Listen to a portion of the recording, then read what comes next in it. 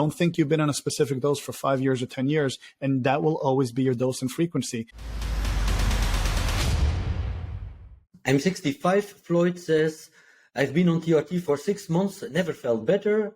Great. Are there any studies on the viability of staying on TRT for life? Everyone stays on TRT for life. So absolutely. I personally have spoken to patients who've been on TRT for north of 30 years. So as long as it's managed correctly, remember your body, there's no such thing as a pause button. Same thing with eating. People say, I want to eat for maintenance. There is no maintenance because the earth continues to turn and we continue to get older.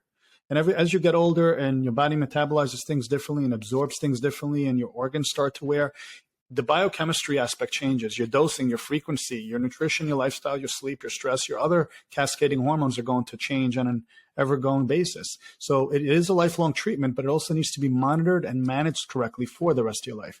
Don't think you've been on a specific dose for 5 years or 10 years, and that will always be your dose and frequency, because one day you'll wake up with an issue and you won't realize that it's your dose and your frequency that worked for you 10 years ago that is no longer right for your current situation. So as long as it's managed correctly, and more often than not, it's not the treatment that is responsible for any adverse effect. It is the management of the treatment that is responsible.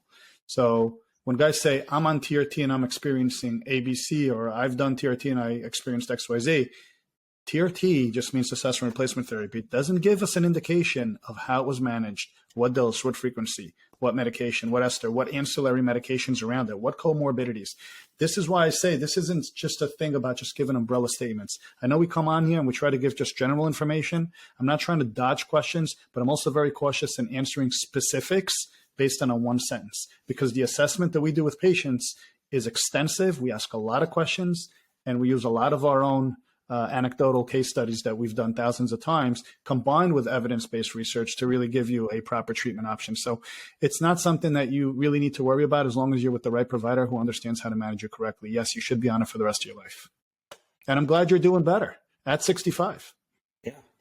Consider becoming a channel member for exclusive features, like loyalty badges, early access to new videos, funny stuff like rough cuts and bloopers, members only photos and status updates on the community tab, and members only livestream chat. On desktop, use the join button next to the subscribe. On mobile, use the join link in the description.